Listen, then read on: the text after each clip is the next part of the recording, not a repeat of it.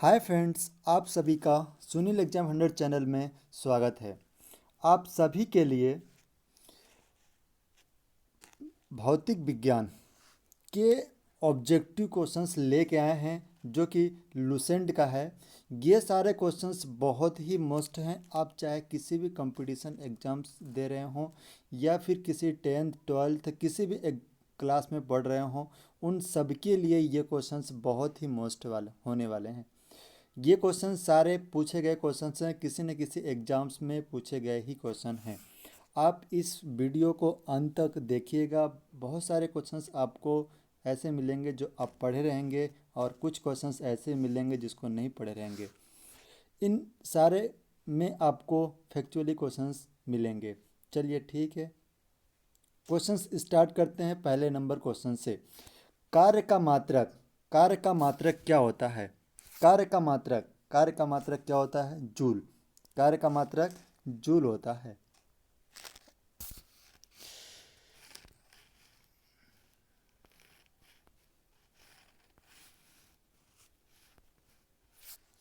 अब next question है, प्रकाश वर्ष किसकी इकाई है? प्रकाश वर्ष किसकी इकाई है आपको बतानी।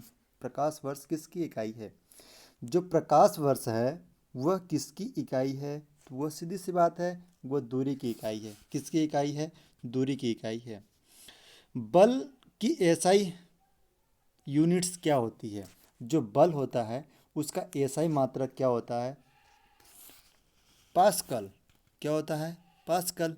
सॉरी, बल का एसआई मात्रक न्यूटन होता है। पास्कल जो होता है ये दाब का मात्रक होता है। किसका होता है? दाब का। और वोल्ट जो होता है ये विभव का होता है। विभव या विभवांतर बोल सकते हैं। केल्विन जो होता है ये ताप का होता है। जो ताप होता है वो केल्विन से मेजर किया जाता है। आप समझ गए होंगे पूरे ऑब्जेक्टिव को। अब नेक्स्ट क्वेश्चन है आपको, निम्न सूची 1 सूची 2 के साथ सम्मिलित करके सूची के नीचे दिए गए कूट का प्रयोग करके इसे लिखिए। ये क्वेश्चंस आईएएस में पूछा गया था 19,099 में पूछा गया क्वेश्चंस है। उच्च वेग, तरंगदैर्घ्य, दाब और ऊर्जा। अब आपको हम बता देते हैं, दाब जो होता है वो पास्कल ही होता है। तरंगदैर्घ्य जो होता है, ऊर्जा ऊर्जा किससे मेजर किया जाता है आपको पहले ये जानना होगा। ऊर्जा जो होती है वो किससे मेजर करते हैं? वो जूल से ही मेजर करते हैं, सीधी सी बात है। तरंग वेग, एंगस्ट्रॉन। तरंग वेग जो होता है वो एंगस्ट्रॉम होता है और तरंगदैर्घ्य मैक होता है। इस टाइप से ये ऑब्जेक्टिव आपकी कंप्लीट होती है। अनर्थ कौन सा ऑप्शन सही होगा? C number. अब नीचे दिया है, सूची 1 और सूची 2 के साथ सम्मिलित कीजिए। एनडीए में पूछा गया क्वेश्चन है, 2015 में आया था। कब आया था? 2015 में आया है, एनडीए का क्वेश्चन है। दूरी, प्रकाश, पदार्थ की मात्रा, विद्युत आवेश की मात्रा, ऊर्जा आपको बताना है, ठीक है ना। विद्युत आवेश आवेश जो होता है वो कूलाम होता है। दूरी जो होती है प्रकाश वर्ष होती है। पदार्थ की मात्रा मोल होती है। और अब बचा क्या है आपके पास? ऊर्जा। क्या बचा? ऊर्जा। तो ऊर्जा क्या होगी? वाट होगा। मतलब इसका आंसर जो होगा वो आप देख सकते हैं, 3 नंबर 1 नंबर होगा। आप मिला सकते हैं, इसमें सही जोड़ी हमने मिला दिया है। नेक्स्ट क्वेश्चन है आपका, त्वरण। निम्नलिखित सूची को संकेत कीजिए। त्वरण, बल, कृतकार, आवेग। बल, त्वरण क्या होता है पहले आप ये जानेंगे। त्वरण किसका यूनिट होता है? त्वरण आपको मीटर प्रति सेकंड स्क्वायर, बल न्यूटन, कार्य जूल, आवेग न्यूटन सेकंड। जिस ऑप्शंस में ये करेक्ट जा रहा होगा वही ऑप्शन सही होगा, ऑप्शन नंबर डी।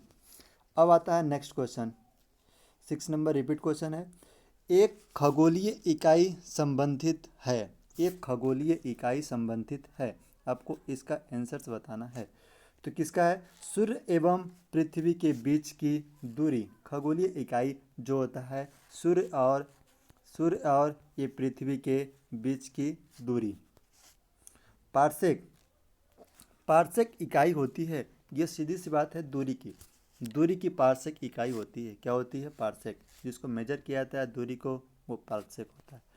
निम्नलिखित में से कौन एक सम्मिलित नहीं है? आपको ये बताना है इसमें से कौन सा सम्मिलित नहीं है। डेसिबल ध्वनि की तीव्रता, अश्वशक्ति शक्ति की इकाई, समुद्री मील जो होता है वो समुद्री मील नस चालन की दूरी की इकाई है, लेकिन जो सेल्सियस होता है वो ऊर्जा की इकाई नहीं होता है, ऊष्मा की इकाई नहीं होती है, ये ताप की होती है। ल्यूमेन किसका मात्रक है? जो ल्यूमेन है वो किसका मात्रक है? तो ज्योति फ्लक्स का। कहीं कहीं यदि तीव्रता भी मिलता है, लेकिन आप ऑप्शन दीजिएगा ज्योति फ्लक्स का। फिर नीचे लिखा है भौतिक मात्रा ज्योति की इकाई क्या है? भौतिक मात्रा ज्योति की इकाई क्या है? लक्स। ज्योति तीव्रता का मात्रक कैंडेला बोला जाता है, लेकिन इसमें आपको लक्स मानना है। फिर पास्कल इकाई होती है दाब की। पास्कल किसकी इकाई होती है? दाब की। कैंडेला मात्रक होता है ज्योति तीव्रता का। किसका होता है? ज्योति तीव्रता का होता है। फिर आता है ऊर्जा का एसआई मात्रक। ऊर्जा का एसआई मात्रक आपको जूल बतानी है। ऊर्जा का एसआई मात्रक जूल होता है। चुंबकीय क्षेत्र की माप की इकाई क्या होती है? चुंबकीय क्षेत्र की माप की इकाई क्या होती है? टेस्ला। चुंबकीय क्षेत्र की जो माप की इकाई होती है वो टेस्ला होती है। एम्पियर जो होता है वो विद्युत धारा का होता है। और ओम होता है प्रतिरोध का। ओम किसका होता है? प्रतिरोध का। और कोबाल्ट होता है, कोबाल्ट यूनिट है CO। अब आपकी जो एलिमेंट्स बोला जाता है कोबाल्ट CO। अब आता है हर्ट्ज का क्या मात्रक है? हर्ट्ज किसकी मात्रक होती है? तीव्रता की। किसकी होती है? तीव्रता की। हर्ट्ज जो होता है वो तरंगों की आवृत्ति जो फ्रीक्वेंसी होती है। किसकी? फ्रीक्वेंसी को हम मापते हैं हर्ट्ज में। हर्ट्ज को HZ से डिनोट किया जाता है। नेक्स्ट क्वेश्चन है आपका, विद्युत मात्रा की इकाई होती है। विद्युत मात्रा की इकाई होती है किसकी? विद्युत मात्रा की इकाई एम्पियर होती है। एसआई पद्धति में लेंस की शक्ति का मात्रक डायोप्टर। लेंस की क्षमता का मात्रक क्या होता है? डायोप्टर होता है। लेंस की क्षमता बोलें या लेंस की शक्ति बोलें, डायोप्टर ही लगाइएगा। विद्युत मात्रा की इकाई एम्पियर होती है। ध्वनि की तीव्रता मापने की इकाई होती है डेसिमल। ध्वनि की तीव्रता जो मेजर की जाती है वो डेसिमल में की जाती है। ये 2019 में पूछा गया है, आरआरबी 2001 में, 2003 में आरआरबी में पूछा गया है। आवेश जो होता है वो कूलाम का मात्रक होता है। आवेश जो होता है वो कूलाम का होता है। और वोल्ट जो होता है वो विभव का होता है। ओम जो होता है वो प्रतिरोध का होता है। और एम्पियर जो होता है वो विद्युत धारा का होता है। अब आता है ध्वनि तीव्रता की मापने की इकाई। ध्वनि तीव्रता की मापने की इकाई डेसिमल। एम्पियर क्या नापने के लिए होता है? करंट। एम्पियर नापने के लिए क्या होता है? करंट। वोल्टेज, विभव, प्रतिरोध, ओम, पावर, शक्ति। एंग प्रत्यास्थता गुणांक का एसआई मात्रक। एंग प्रत्यास्थता गुणांक का एसआई मात्रक। यंग प्रत्यास्थता गुणांक का एसआई मात्रक न्यूटन प्रति मीटर स्क्वायर। निम्नलिखित में से तापमान का एसआई मात्रक। तापमान का एसआई मात्रक सेल्सियस होता है। केल्विन भी बोल सकते हैं आप। एसआई मात्रक क्या होता है? केल्विन। अब आता है आपका नेक्स्ट क्वेश्चन, किसी पदार्थ की प्रतिरोधकता किस इकाई में व्यक्त की जाती है? किसी पदार्थ की प्रतिरोधकता जो होती है वो किस इकाई में व्यक्त की जा सकती है? प्रतिरोधकता की बात हो रही है तो उसको हम ओम सेंटीमीटर में व्यक्त कर सकते हैं। संवेग का एसआई मात्रक, जो संवेग होता है उसका एसआई मात्रक किलोग्राम प्रति सेकेंड। नेक्स्ट क्वेश्चन है, निम्नलिखित में से कौन एक सदिश राशि नहीं है? निम्नलिखित में से कौन एक सदिश राशि नहीं है? आपको ये बताना है।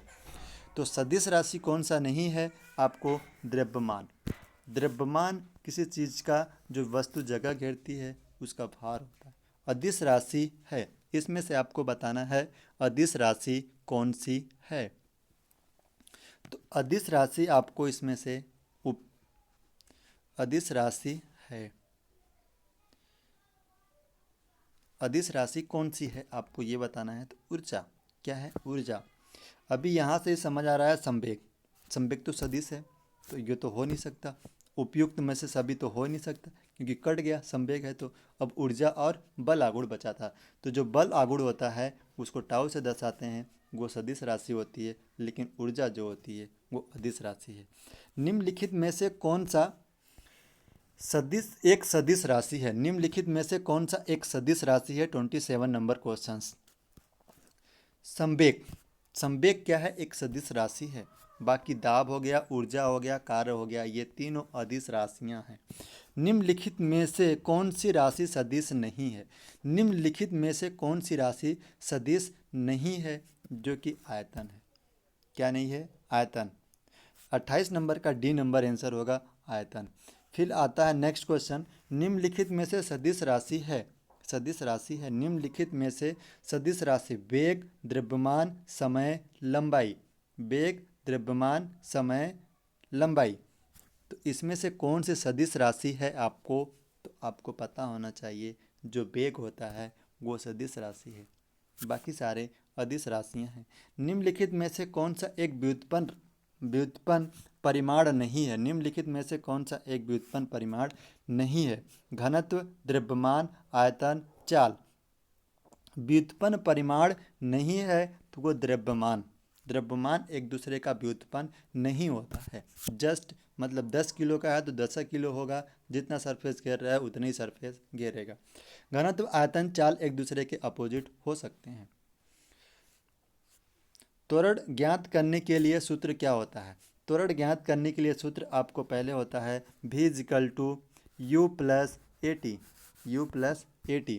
तो इसमें से आपको त्वरण निकालने के लिए v माइनस यू बटे टी, जो ऑप्शन होगा वो करेक्ट होगा, मतलब पहला नंबर ऑप्शन सही है। v equal to u plus a t गति का, न्यूटन की गति का प्रथम समीकरण है। इसको त्वरण निकालना, ए निकालना है तो a equal to v minus u upon t होगा। पदार्थ के संवेग और वेग के अनुपात से कौन सी भौतिक राशि प्राप्त की जा सकती है, पदार्थ के संवेग और वेग के अनुपात से कौन सी भौतिक राशि प्राप्त की जा सकती है। वेग और संवेग इन दोनों से, वेग और संवेग इन दोनों से कौन सी राशि प्राप्त की जा सकती है, वो होता है द्रव्यमान। किसको प्राप्त कर सकते हैं हम, द्रव्यमान। प्लांक के अचर में किसका आयाम होता है, प्लांक के अचर में किसका आयाम होता है, जो प्लांक थे उनके अचर में किसका आयाम होता है आपको बताना है। तो कोणीय गति का। एक लड़की झूले पर बैठे बैठे स्थित में झूल रही है, उस लड़की के खड़े हो जाने पर दोलनों की आवर्त कम हो जाएगी, दोलनों का आवर्त जो होता है वो क्या हो जाता है, कम हो जाता है, क्योंकि वो रुक जाएगी तो वो जो पेंडुलम होगा वो घूमना बंद हो जाएगा। घूर्णन करती एक गोल मेज पर अचानक एक लड़का आकर बैठ जाए तो मेज के कोणीय वेग में क्या प्रभाव पड़ेगा। अचानक अगर बैठ जाएगा तो उसका जो वेग होगा वो कम हो जाएगा, क्या होगा, उसका वेग कम हो जाएगा। यदि किसी चलती हुई वस्तु के वेग को दोगुना कर दिया जाए, यदि किसी चलती हुई वस्तु के वेग को दोगुना कर दिया जाए तो उसके में क्या परिवर्तन होगा। यदि किसी वस्तु को वेग के दोगुना कर दिया जाए तो उसकी गतिज ऊर्जा जो होती है वो 4 गुना हो जाएगी। किसी पिंड के द्रव्यमान तथा भार में अंतर होता है, किसी पिंड के द्रव्यमान तथा भार में अंतर होता है, क्या होता है, द्रव्यमान स्थिर रहता है, द्रव्यमान स्थिर रहता है जबकि भार परिवर्तन होता है। मतलब जैसे हम धरती पे हैं, पृथ्वी पे हैं, पृथ्वी के सरफेस में हैं और वायुमंडल पे चले गए, ग्रहों पे चले गए, तो जो यहाँ पर का भार होता है उसके 1/6 हो जाता है, मतलब यहाँ पे 60 kg के रहेंगे तो ऊपर जाएंगे तो 6 kg के। लेकिन जो आप आकार यहाँ पे जो आप जगह घेरेंगे वही जगह वहाँ पर भी घेरेंगे, मतलब द्रव्यमान तो स्थिर रहता है लेकिन उनका भार बदलता रहता है। किसी भी स्थिर या गतिशील वस्तु की स्थिति और दिशा तब तक कोई कोई परिवर्तन नहीं होता जब तक कि उस पर कोई बाह्य न लगाया जाए। न्यूटन की गति का प्रथम नियम है, न्यूटन की गति का प्रथम नियम। इसे जड़त्व का नियम भी बोला जाता है, मोमेंट ऑफ इनर्शिया लॉ। जड़त्व का नियम भी बोला जाता है न्यूटन गति का प्रथम नियम को। किसी असंतुलित बल किसी असंतुलित बल में बल किसी सॉरी किसी असंतुलित बल द्वारा किसी पिंड में उत्पन्न त्वरण जो होता है वो क्या कहलाता है? जो उत्पन्न त्वरण होता है उसको आप क्या कहते हैं? तो बल के प्रभाव से स्वतंत्र होता है। उत्पन्न त्वरण बल के प्रभाव से स्वतंत्र होता है। ठीक है। नेक्स्ट क्वेश्चन है आपका, न्यूटन गति के तृतीय नियम के अनुसार क्रिया के बराबर विपरीत प्रतिक्रिया होती है। क्रिया के बराबर विपरीत प्रतिक्रिया होती है। हमेशा भिन्न भिन्न वस्तुओं पर ही लगने वाले होने चाहिए। हमेशा भिन्न भिन्न वस्तुओं पर ही लगे होने चाहिए। न्यूटन का थर्ड लॉ बताता है प्रत्येक क्रिया के बराबर विपरीत प्रतिक्रिया होती है। मतलब जिस प्रकार रॉकेट ऊपर की ओर जितना तेज़ से जाएगा, जितनी तेज़ से आपका जो रॉकेट होगा उतनी तेज़ से जाएगा, जितने तेज़ से कि उसके एग्जॉस्ट मतलब उसमें फ्यूल जो होता है जितनी तेज़ से जलेगा, जितनी तेज़ से पीछे की ओर धुआं देगा, वो रॉकेट उतनी तेज़ की ओर ऊपर जाएगा। ये न्यूटन गति का तृतीय नियम है। तो मतलब जो वस्तु होता है एक दूसरे के अपोजिट होता है, मतलब भिन्न भिन्न होता है। प्रत्येक क्रिया के बराबर विपरीत प्रतिक्रिया होती है, न्यूटन गति का तृतीय नियम होता है। प्रत्येक क्रिया के बराबर विपरीत जो प्रतिक्रिया होती है वो न्यूटन गति का तृतीय नियम।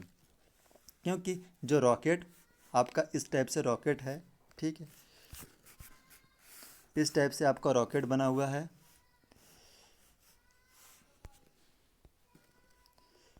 ये है रॉकेट, ठीक है। अब इस रॉकेट में टैंक है और इस टैंक के माध्यम से जितना फ्यूल बाहर की ओर निकलेगा, इसका फ्यूल अंदर टैंक है और इसको आप जलाएंगे, जितने इसके एग्जॉस्ट बाहर की ओर धुआं निकलेगा उतनी तेज़ से आपको ऊपर की ओर रॉकेट जाएगा। तो इसीलिए बोला जाता है रॉकेट जो होता है न्यूटन गति के तृतीय नियम पे कार्य करता है, क्योंकि प्रत्येक क्रिया के बराबर विपरीत प्रतिक्रिया होती है। नेक्स्ट क्वेश्चन है आपको, जल में तैरना न्यूटन की गति के किस नियम का प्रभाव होता है? जल में तैरना न्यूटन गति के किस नियम का प्रभाव होता है? न्यूटन गति के तृतीय नियम का।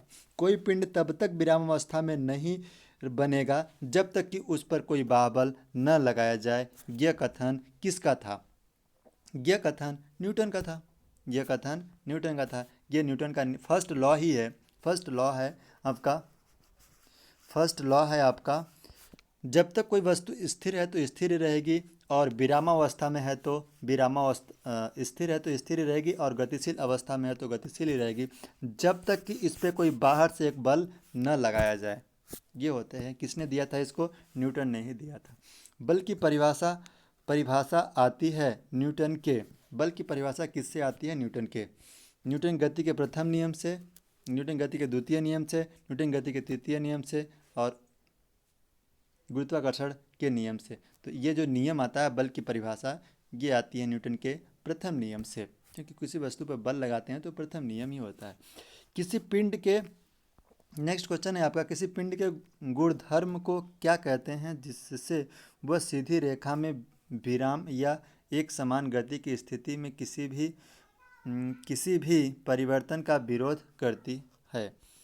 इसका आंसर तो बताना है आपको। तो जड़त्व। किसे बोलाता है? जड़त्व को। नेक्स्ट क्वेश्चन है आपका, न्यूटन के पहले नियम को भी कहते हैं जड़त्व का नियम कहा जाता है। न्यूटन के पहले नियम को जड़त्व का नियम कहते हैं। गाड़ी खींचता हुआ घोड़ा किस बल के कारण आगे बढ़ता है? गाड़ी खींचता हुआ जो घोड़ा होता है वो किस बल के कारण आगे की ओर चलता है, मतलब आगे की ओर बढ़ता है? तो वो बढ़ता है पृथ्वी द्वारा घोड़े के पैरों पर आरोपित बल। जो घोड़े का पैर होता है वो पृथ्वी पर एक फोर्स लगाता है और उसके कारण वो आगे बढ़ता है घोड़ा। तो आरोपित बल के कारण वो आगे बढ़ता है, पृथ्वी पर घोड़े द्वारा पैरों के आरोपित बल के कारण। चलती हुई बस पर जब अचानक ब्रेक लगती है तो हम उसमें बैठे हुए यात्री आगे की दिशा में गिरते हैं। इसको किसके द्वारा समझाया जा सकता है? यह किस नियम के द्वारा समझाया जा सकता है? न्यूटन गति के प्रथम नियम के अनुसार समझाया जा सकता है। किसके अनुसार? न्यूटन का पहला नियम।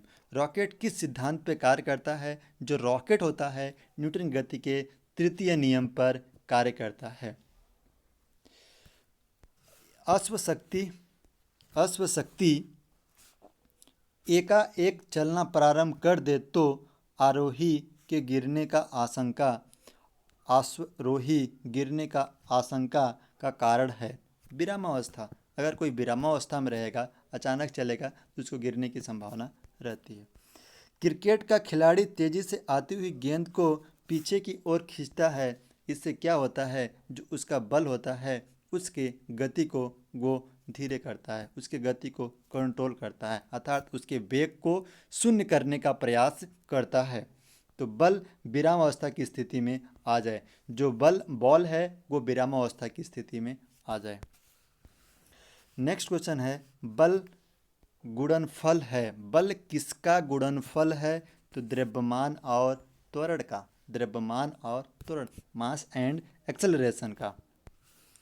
जब कोई व्यक्ति चंद्रमा पर उतरता है तो उसके शरीर में उपस्थित क्या होता है? उसकी पदार्थ की मात्रा घटती है, भार घटता है, क्या घटता है? उसके भार घटता है, मात्रा अपरिवर्तित रहती है। मतलब उसका जो शरीर का पार्ट होता है वो अपरिवर्तित रहता है, उसमें कोई चेंजेस नहीं होता है, लेकिन जो उसका भार होता है वो घट जाता है। मतलब बोले तो जैसे 60 किलो की व्यक्ति रहेगा तो चंद्रमा पर जाएगा तो वो कितने किलो का हो जाएगा? 6 किलो का हो जाएगा। सॉरी, 60 किलो का है तो 6 किलो का, 10 किलो का हो जाएगा, 10 किलो का, क्योंकि 1/6 कम होता है वेट ऊपर जाने पर। यदि हम भूकंप रेखा के ध्रुवों की ओर जाते हैं तो जी का मान क्या होता है? यदि हम भूकंप की ध्रुवों की ओर यदि हम भूमध्य रेखा के ध्रुवों की ओर जाते हैं तो जी का मान क्या होता है? बढ़ता है, जी का मान बढ़ता है। भूमध्य रेखा के ध्रुवों की ओर जाएंगे तो जी का मान। शरीर का जो वजन होता है वो कहाँ पे? ध्रुवों पर अधिकतम होता है। शरीर का जो वजन होता है ध्रुवों पर अधिकतम होता है। 2 किलो की वस्तु वहाँ 3 किलो की वस्तु हो जाएगी। फिर नेक्स्ट क्वेश्चन है, व्यक्ति पृथ्वी की सतह की तुलना में चंद्रमा की तुलना से अधिक ऊंचा क्यों उछल सकता है? पृथ्वी की तुलना में पृथ्वी की सतह की तुलना में चंद्रमा की सतह पर अधिक ऊंचा क्यों उछल सकता है? इसका क्या रीज़न है कि वो चंद्रमा पर अधिक तेज से उछल सकता है? चंद्रमा में गुरुत्वाकर्षण के कारण त्वरण पृथ्वी की तुलना में कम होता है। जो चंद्रमा पे होता है वो पृथ्वी की अपेक्षा जो गुरुत्वाकर्षण होता है वो कम होता है, इसके कारण। अब नेक्स्ट क्वेश्चन है आपको, 50 केजी वजन को जमीन के ऊपर 1 मीटर ऊंचाई पर पकड़ने में किया गया कार्य क्या होगा? 50 किलो नहीं, 20 किलो। 20 केजी के वजन को जमीन के ऊपर 1 मीटर की ऊंचाई पर पकड़े रखने के लिए किया गया कार्य होगा शून्य होगा। क्या होगा? किया गया कार्य शून्य होगा। अब नेक्स्ट क्वेश्चन है, एक व्यक्ति एक दीवार को धक्का देता है, उसे विस्थापित करने में असफल रहता है तो कार्य क्या होगा? कार्य शून्य होगा। कोई कार्य नहीं किया उस समय क्या किया उसने? जब उसमें कोई चेंजेस नहीं तो कोई कार्य नहीं किया। पहाड़ी पर चढ़ता एक व्यक्ति आगे की ओर झुक जाता है क्योंकि जो उसका बल होता है एक दूसरे के अपोजिट लगाना पड़ता है। स्थायित्व बढ़ाने के लिए, मतलब फिक्स रहने के लिए, स्थायित्व बढ़ाने के लिए अगर सीधे सीधे खड़ा हो जाए तो वो उसका स्थायित्व गड़बड़ा जाएगा, स्थायित्व ऊपर नीचे हो जाएगा तो वो गिरने की शंका बढ़ी रहती है। इसलिए जितना फोर्स नीचे की ओर लग रहा है उतने फोर्स ऊपर की ओर लगाता है, जिससे हमारे शरीर का बैलेंस बना रहे। फिर नेक्स्ट क्वेश्चन है, शीशा के ऐतिहासिक मीनार तिरछी होते हुए भी नहीं गिरती क्योंकि पीसा की ऐतिहासिक मीनार तिरछी होते हुए भी नहीं गिरती, क्या कारण है इसका?